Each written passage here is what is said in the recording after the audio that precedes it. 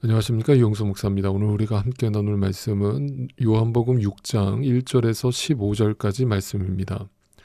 우리는 드디어 네 번째 표적을 보게 됩니다. 다시 말씀드리겠습니다. 성경에는 표적이라는 것이 등장할 때 그 표적이란 우리로 하여금 예수 그리스도를 믿게 하려는데 그 목적이 있다라고 말씀드렸습니다. 다시 말씀드려서 모든 표적 안에서 예수 그리스도를 우리가 발견하지 못한다면 그것은 우리가 성경을 잘못 읽고 있다라는 뜻이 된다는 말입니다. 그러나 문제는 우리 무지한 죄된 인간은 언제나 그 표적을 오해하고 왜곡한다는 사실입니다. 표적에서 예수 그리스도가 보이지 않기 때문에 눈에 보이는 표적에 매료되고 도취되어서 그것만을 쫓게 되는 것입니다. 그래서 잊지 마십시오. 신앙생활이라고 하는 것은 날마다 보이는 것과 보이지 않는 것과의 싸움입니다. 보이지 않는 하나님을 보이는 하나님으로 바꿔버리는 그 금송아지 사건이 날마다 우리 안에서 일어나고 있는 영적 전쟁임을 결코 잊지 마시기 바랍니다. 그래서 오늘도 우리 안에 거하고 계시는 성령 하나님의 도우심이 절실하게 필요합니다.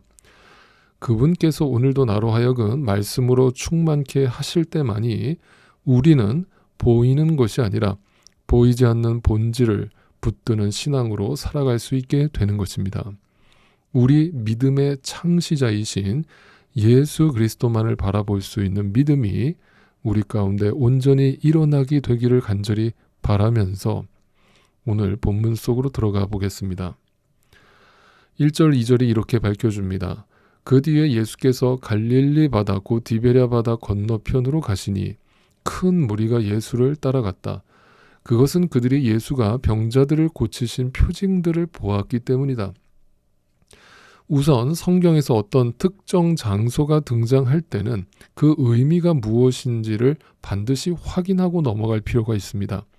예수님께서 이 네 번째 표적인 오병이어의 기적을 일으키신 장소는 다름 아닌 갈릴리 바다 건너편이었습니다.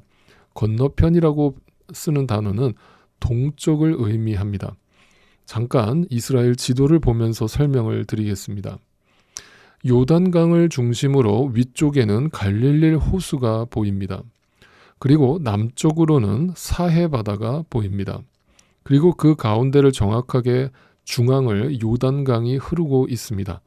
이 요단강을 기점으로 해서 가나안 땅은 동과 서로 구분이 되는데 동쪽이 바로 광야이고 서쪽이 바로 가나안 땅인 것입니다. 그래서 여호수아가 요단 동편에서 요단강을 건너서 요단 서편 가나안 땅으로 들어가게 된 것입니다. 그렇다면 지금 예수님께서 오병이어의 기적을 베푸신 곳이 어디라고 말씀드렸습니까? 네, 바로 요단강 동쪽 광야라는 것입니다. 빈들, 광야, 성경에선 다 같은 의미로 사용됩니다. 다시 말씀드리면 예수님은 오병이어의 사건을 출애굽의 사건과 그 출애굽의 광야 사건과 연관시키기 위해서 이 장소를 일부러 선택하셨다는 뜻이 되는 것입니다. 자, 또다시 그러나 우리는 이 상황 속에서 이 광야에서 우리가 어떤 모습을 보여주게 되는지를 성경의 불편한 이야기를 또 우리는 듣게 되어야 합니다. 수많은 무리가 예수님을 믿겠다고 그 쫓은 이유가 무엇이라고 밝혀줍니까? 단순하게 그들의 눈에 보기에 놀라운 이적과 기적을 보여주었기 때문이라는 것입니다. 그것은 마치 출애굽 당시에 이스라엘 백성들을 연상시키죠. 그들은 10가지 재앙을 보고 홍해가 갈라지는 모습을 보면서 모세를 따라서 출애굽을 했지만 그들의 믿음 때문이 아니었습니다. 그들은 전부 여전히 세상의 양식을 구하는 무지한 백성들이었기 때문입니다. 그래서 출애굽한 이스라엘 백성들은 출애굽을 하자마자 광야에 들어서자마자 거기서 배고파 죽겠다고 왜 우리를 여기까지 끌어내서 죽게 하려고 하는 것이냐고 온갖 원망과 불평을 다 늘어놓았던 것을 우리는 기억합니다. 다시 말하면 그들이 배고픈 이유가 영적 배고픔 때문이라는 사실을 전혀 알지 못하고 단지 육적 배고픔에 집착하고 있는 무지하고 죄된 인간의 실상을 보여주는 장면입니다. 지금 바로 이 오병이어 사건이 그 출애굽 사건과 동일시되고 있는 것입니다. 그래서 그들은 자신들이 영적으로 무지한 자라는 사실을 증명이라도 하듯이 오병이어의 기적을 보자마자 이렇게 반응했습니다. 15절을 미리 가보겠습니다. 예수께서는 사람들이 와서 억지로 자기를 모셔다가 왕으로 삼으려 한다는 것을 아시고 혼자서 다시 산으로 물러가셨다. 도망가셨다. 네, 그들은 전혀 그 오병이어의 의미를 해석할 힘과 지혜가 없었습니다. 그들은 단지 자신들 눈앞에 펼쳐지는 놀라운 기적을 바라보면서 예수 그리스도를 단지 정치적인 메시아로 이해하고 있었을 뿐입니다. 오히려 그들은 또 심지어 확신까지 했습니다. 아, 이 사람이다. 이 사람이야말로 우리를 이 로마의 속국으로부터 이 세상의 모든 문제들로부터 해방시켜줄 진정한 메시아라고 확신했던 것입니다. 여러분, 잘못된 확신이 얼마나 무서운 것인가를 보여주는 단적인 예인 것입니다. 그렇다면 이 당시 유대인들이 무식해서 어리석어서 이렇게 행동을 한 것입니까? 결코 아닙니다. 성경은 바로 오늘도 거울이 되어서 이들의 모습을 통해서 우리의 모습을 비춰주고 바로 나의 모습을 비춰주고 고발하고 있는 것입니다. 혹시라도 이렇게 제가 말씀드리는 것이 저 개인의 삐딱한 시선이라고 오해하실 분들이 계실까봐 예수님의 말씀을 그대로 전달해 드리겠습니다. 26절로 또 미리 가보겠습니다. 예수께서 그들에게 대답하셨다. 내가 진정으로 너희에게 말한다.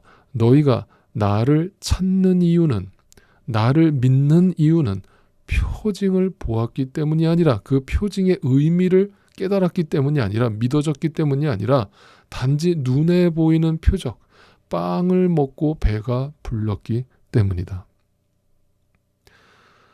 성경에서 진정으로라는 말이 나오면 이것은 아멘이라는 뜻이라고 말씀드렸습니다. 확실하다는 뜻입니다. 명백한 팩트라는 뜻입니다. 저와 여러분이 예수님을 믿는 이유, 우리가 교회를 다니는 이유, 우리가 하나님께 기도를 드리는 이유, 단지 이 땅에서 위로를 주시고 복을 주시고 내 문제를 해결해 주시기를 바라는 그 마음으로 주님 앞에 나온다는 것입니다. 여러분, 자꾸 우리가 무언가를 깨달아서 주님을 믿게 되었다라고 착각하지 마십시오. 우리는 지금 이 유대인들의 모습과 하나도 다르지 않는 무지 그 자체인 것입니다. 그래서 주님께서 우리에게 이 무지를 깨트리시기 위해서 광야를 허락해 주신 것입니다. 출애굽했던 이스라엘 백성을 바로 가나안 땅으로 인도하시지 않고 그들에게 광야 40년이라고 하는 지독한 인생을 주신 이유가 바로 여기에 있습니다. 그것이 시험입니다. 그것이 연단입니다. 그래서 신명기 8장 2절 3절 말씀에 우리에게 광야를 허락하신 이유는 그 광야를 통해서 우리를 낮추시고 줄이게 하셔서 우리가 알지 못하고 우리 조상들도 알지 못하던, 그 누구도 알지 못하던 만나, 하늘의 양식, 생명의 양식을 먹이심으로써 사람이 빵으로만 사는 것이 아니요 하나님의 말씀으로 산다는 것을 알게 하려 하심이라고 말씀하십니다. 그래서 오병이어에 동원된 보리빵과 물고기는 세상에서 가장 보잘것없는 것의 상징으로 주어지고 있는 것입니다. 보리는 당시 시대 속에서 가축 사료로만 사용되던 곡식이었고 뿐만 아니라 가늠한 여인들이 속죄 제사를 드릴 때 사용되던 제물이었습니다. 그 뜻은 가늠한 여자들은 짐승과 별반 다르지 않기 때문에 짐승들이 먹는 보리로서 제사를 드리게 함으로써 그들을 철저하게 비하하고 정죄했던 것입니다. 그 세상에서 가장 보잘것없는 음식인 보리빵, 그것이 지금 예수님의 손에 들려졌습니다. 그런데 여기서 또 한 가지 우리가 주목해야 할 사실은 그 보잘것없는 세상의 음식이 예수님의 손에서 갑자기 먹기 좋은 귀한 음식으로 탈바꿈되지 않았다는 사실입니다.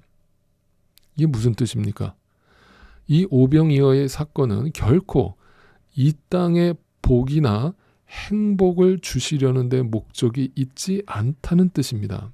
여러분 한번 상상해 보십시오. 만약에 예수님이 이 오병이어의 사건을 단지 우리에게 이 땅의 복을 던져주시기 위해서 이 기적을 일으키셨다면 예수님은 이 사건을 단지 일회성으로 끝나면 안 되는 것이고 예수님이 이 땅에 계시는 동안 내내 부활 승천하실 때까지 그들에게 계속 이 빵과 물고기를 만들어 주셔야 하고 그들에게 먹여 주셔야만 했습니다.